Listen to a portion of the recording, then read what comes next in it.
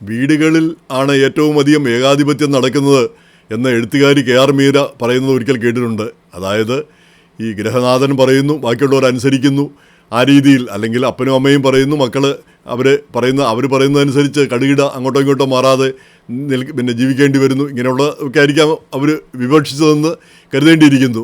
എങ്ങനെയായാലും എല്ലാ വീടുകളിലും അങ്ങനെയല്ല, എല്ലാ കുട്ടികളും അങ്ങനെ ഏകാധിപത്യം ഒന്നും ആ രീതിയിലല്ല വളരുന്നതും അതിനെയല്ല നേരിടുന്നതും. പക്ഷേ ഒരു ഏകാധിപത്യ രീതി നടക്കുന്ന ഒരു സ്ഥലം നമ്മുടെ നാട്ടിൽ പ്രത്യേകിച്ചുണ്ട്, സ്കൂളുകളും കോളേജുകളും. അവിടെ അധ്യാപകരും പിന്നെ ഹെഡ് മാസ്റ്ററും അല്ലെങ്കിൽ പ്രിൻസിപ്പലും അവർ പറയുന്നതാണ് അവിടെ വേദവാക്യം. അതിനപ്പുറത്ത് വേറൊന്നില്ല. അവരെ നിയന്ത്രിക്കാനോ അവർക്ക് തടയിടാനോ അവരെ ഒന്ന് പിന്നെ മെച്ചപ്പെടുത്താനോ പിന്നെ അതിന് ആരുമില്ല. അവരോട് പിന്നെ നല്ല കാര്യം പറഞ്ഞു കൊടുക്കാനോ ആരുമില്ല. അവർക്ക് ഇഷ്ടാനുസരണം പ്രവർത്തിക്കാമെന്നുള്ളൊരു സ്ഥിതിവിശേഷം നമ്മൾ കാണാറുണ്ട്. പലപ്പോഴും എല്ലാ അധ്യാപകരും അങ്ങനെയല്ല. ധാരാളം മിക്കവാറും അധ്യാപകരെല്ലാവരും തന്നെ നല്ലവരാണ്. കുട്ടികളുടെ കാര്യത്തിലെല്ലാം ശ്രദ്ധയുള്ളവരും കുട്ടികൾ നന്നാവട്ടെ എന്ന് ആഗ്രഹിക്കുന്ന മാതൃക അധ്യാപകരാണ് നല്ലൊരു പങ്ക്. അങ്ങനെയല്ലാത്തവരുമുണ്ട്, ഉപദ്രവിക്കാൻ വേണ്ടി മാത്രം സ്കൂളിലും കോളേജിൽ വരുന്നവർ. ഇനി കോളേജുകളിൽ പിന്നെ അധ്യാപകരെയൊന്നും ആളുകൾ പിന്നെ വിദ്യാർത്ഥികൾ അത്രയധികം കണക്കാക്കാറില്ല. പിന്നെ അധ്യാപകർക്ക് അറിയാം, മര്യാദയ്ക്ക് നിന്നാൽ വിദ്യാർത്ഥികളുടെ പിന്നെ സൗഹൃദം കിട്ടും, സ്നേഹം കിട്ടും. അല്ലെങ്കിൽ കൂടുതൽ ഭരിക്കാൻ ചെന്നാൽ അവർ മൈൻഡ് ചെയ്യാൻ പോകുന്നില്ല എന്ന് അവർക്കും അറിയാം.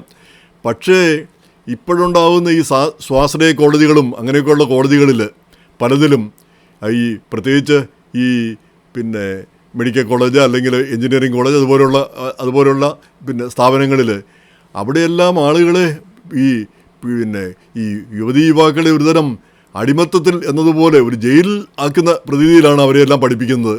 ആ രീതിയിൽ അങ്ങോട്ട് മാറാനോ ഇങ്ങോട്ട് മാറാനോ അവർക്ക് പറ്റില്ല. സദാസമയം ഇരുന്ന് പഠിക്കണം, അല്ലെങ്കിൽ ആരോട് എങ്കിലും സംസാരിക്കാനോ എന്തെങ്കിലും പിന്നെ പുറത്തുനിന്ന് പോകാനോ ഇതൊന്നും പോലും പറ്റില്ല. പിന്നെ കോളേജിലെ ഒരു എല്ലാ കാര്യങ്ങളെയും നിയന്ത്രിക്കുന്ന ഒരവസ്ഥ. ഇനി ഹോസ്റ്റലിൽ അതിനേക്കാൾ വലിയ നിയന്ത്രണങ്ങൾ. ഈ ചെറുപ്പക്കാരാണ് 20, 22 ആ പ്രായത്തിലുള്ള ആളുകളാണ്, 18, 20 ആ പ്രായത്തിലുള്ള ആളുകളാണ്. അവരെയാണ് ഇങ്ങനെ ചങ്ങലക്കിട്ട് വളർത്തുന്നത്. അപ്പോൾ അങ്ങനെയെല്ലാം ചെയ്യുന്നത് അവരുടെ നന്മയ്ക്ക് വേണ്ടിയിട്ടാണെന്നാണ് പറയുന്നത്. അങ്ങനെ വരുമ്പോഴത്തേക്ക് അവർ ശ്രദ്ധയൊക്കെ തെറ്റാതെ എങ്ങനെയെങ്കിലും പഠിച്ച് പാസ്സാകും എന്നുള്ളതാണ് സങ്കല്പം. കാരണം പൈസയൊക്കെ കൊടുത്താണ് സ്വാശ്രയ കോളേജിലും മറ്റും ചേരുന്നത്. പക്ഷേ അതേസമയം തന്നെ ഒറ്റപ്പെട്ട പിന്നെ നമ്മൾ കാഞ്ഞിരപ്പള്ളിയിലൊരു കോളേജിൽ, അതുപോലെ തന്നെ ഇങ്ങനെയുള്ള ഒറ്റപ്പെട്ട മരണങ്ങൾ. ഇപ്പം നിതിൻ രാജിൻ്റെ മരണം അഞ്ചരക്കണ്ടി ഡെൻ്റൽ കോളേജിൽ, കഴിഞ്ഞ വർഷം പിന്നെ വയനാട്ടിൽ അഗ്രികൾച്ചർ കോളേജിൽ സിദ്ധാർത്ഥിൻ്റെ മരണം. ഇങ്ങനെ ചെറുപ്പക്കാർ ആത്മഹത്യ ചെയ്യുന്നു. ആത്മഹത്യ ചെയ്യാൻ മാത്രമുള്ള പീഡനങ്ങൾ അവർ അനുഭവിക്കുന്ന സ്ഥിതി വരുന്നു. അപ്പോൾ അത് ശരിയാണോ? ഈ അധ്യാപകർ അല്ലെ കോളേജ് ഒരു ജയിലോ അല്ലെങ്കിൽ ഒരു പീഡിപ്പിക്കുന്നതിൻ്റെ ഒരു സ്ഥലമോ അല്ല. ഈ 18 വയസ്സ് കഴിഞ്ഞാൽ ഓരോരുത്തർക്കും സ്വയം തീരുമാനിക്കാനുള്ള എല്ലാ അവകാശവുമുണ്ട്. അപ്പോൾ അങ്ങനെയുള്ളവരെ പിടിച്ച് ഒരു തടവറയിലെന്ന പോലെ പിടിച്ച് പഠിപ്പിച്ച് ഞെക്കിപ്പഴിപ്പിച്ച് എടുക്കുന്ന ഒരു സംവിധാനം, അതിനൊരു അവസാനം വേണ്ടേ? ഈ കോളേജുകൾക്കും സ്കൂളുകൾക്കും കോളേജുകൾക്കും ഒക്കെ ഒരു പെരുമാറ്റച്ചട്ടം അത്യാവശ്യമാണെന്ന് തോന്നുന്നു. ഇന്നതേ നിങ്ങൾക്ക് ചെയ്യാൻ ഉള്ള അവകാശമുള്ളൂ, അധികാരമുള്ളൂ. അതിനപ്പുറത്തേക്ക് പെരുമാറാൻ, അതിനപ്പുറത്തേക്ക് ഈ വിദ്യാർത്ഥികളുടെ സ്വാതന്ത്ര്യം നിയന്ത്രിക്കാനുള്ള യാതൊരു അവകാശവും നിങ്ങൾക്കില്ല. കാര്യം പിന്നെ നല്ല ഉദ്ദേശത്തോടെ ആയിരിക്കും അത് ചെയ്യുന്നത്, വിദ്യാർത്ഥികൾ പഠിച്ചു പോകാതിരിക്കാൻ വേണ്ടിയിട്ടൊക്കെ ആയിരിക്കാം ചെയ്യുക. പക്ഷേ അങ്ങനെയല്ല. 18 വയസ്സ് കഴിഞ്ഞാൽ സ്വയം നന്നാകാൻ ആഗ്രഹിക്കാത്തവരെ നമ്മൾ അടിച്ച് നന്നാക്കാൻ ശ്രമിക്കുന്നു എന്ന് പറയുന്നത് അതിനൊരു ലോജിക്കും കാണുന്നില്ല. എന്തായാലും അധ്യാപകർക്ക് ഒരു പെരുമാറ്റച്ചട്ടം, അധ്യാപകർക്കും കോളേജുകൾക്കും ഒരു പെരുമാറ്റച്ചട്ടം അത്യാവശ്യമാണെന്ന് തോന്നുന്നു. അല്ലെങ്കിൽ പിന്നെ ഈ പുഴുത്ത പട്ടി അങ്ങനെയൊക്കെയുള്ള ആരെങ്കിലും, ഒരു അധ്യാപകൻ പോയിട്ട് ആരെങ്കിലും മറ്റൊരാളെ അങ്ങനെ വിളിക്കുമോ? എനിക്കത് വിശ്വസിക്കാനാവുന്നില്ല.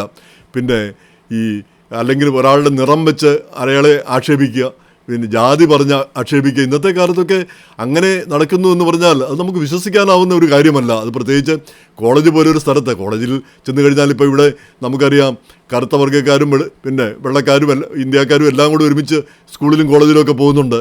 അവരെല്ലാം തമ്മിൽ അവിടെ ചെന്ന് ചങ്ങാതികളായി മാറുകയാണ് ചെയ്യുന്നത്. അല്ലാതെ നീ പിന്നെ കറമ്പനാണ് അതുകൊണ്ട് നിന്നോട് മിണ്ടില്ല, നീ ഇന്ത്യക്കാരനാണ് നിന്നോട് മിണ്ടില്ല, ആ രീതിയിലല്ല. ആ കോളേജിലും സ്കൂളിലും ഒക്കെയാണ് നമ്മുടെ ആ ഭിന്നതകൾ ഇല്ലാതാവുന്നത്. നമ്മൾ അവിടെ വെച്ചാണ് നമ്മൾ ഒന്നാണെന്നുള്ള ആ ചിന്താഗതി വരുന്നത്. അവിടെ ഇങ്ങനെ ഈ ജാതിയുടെയും പിന്നെ മതത്തിൻ്റെയും ഒക്കെ പേരിൽ ആക്ഷേപങ്ങളും ഒക്കെ ഉണ്ടാകുന്നു എന്ന് പറഞ്ഞാൽ അത് അവിശ്വസനീയമായി തോന്നുന്നു.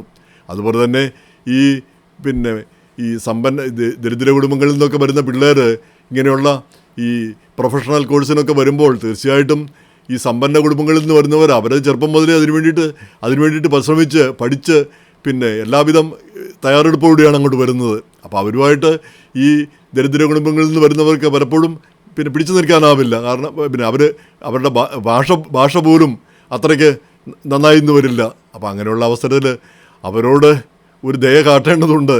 അങ്ങനെ ആക്ഷേപിക്കുകയോ അല്ലെങ്കിൽ ഈ കുറ്റപ്പെടുത്തുകയോ ചെയ്യുന്നതിനല്ല, അവർക്ക് അവസരം കൊടുക്കുക. അവസരം വന്നു കഴിയുമ്പോൾ അവരും മറ്റുള്ളവരെ പോലെ തന്നെ പിന്നെ ഉയർന്ന നിലയിലേക്ക് വരും. അതാണ് പിന്നെ വസ്തുത. എന്തായാലും ഈ നമ്മുടെ കോളേജുകളിലും ഈ സ്വാശ്രയ കോളേജുകളിലൊക്കെ ഒരു പീഡനകാലത്തിൻ്റെ ആവശ്യമില്ല. കോളേജുകൾ ഒരു പീഡനത്തിൻ്റെ സ്ഥലമല്ല. ഈ കോളേജിൽ പഠിക്കാൻ വരുന്നവർ പഠിക്കാൻ താല്പര്യമുള്ളവർ പഠിക്കട്ടെ. ഇനി പഠിക്കാൻ താല്പര്യമില്ലാത്തവർ അടുപ്പി നടന്ന് പോവുകയാണെങ്കിൽ അവർക്ക് പോയി, അല്ലെങ്കിൽ അവരുടെ കുടുംബത്തിന് പോയി. അത് അടിച്ചു പിടിച്ച് പഠിപ്പിച്ച് കളയാം എന്നൊരു വാഗ്ദാനം കൊടുക്കേണ്ടതുണ്ടോ, അതിൻ്റെ ഒരു ആവശ്യമുണ്ടോ എന്നൊന്ന് ചിന്തിക്കേണ്ട ഒരു സമയമായി എന്ന് തോന്നുന്നു.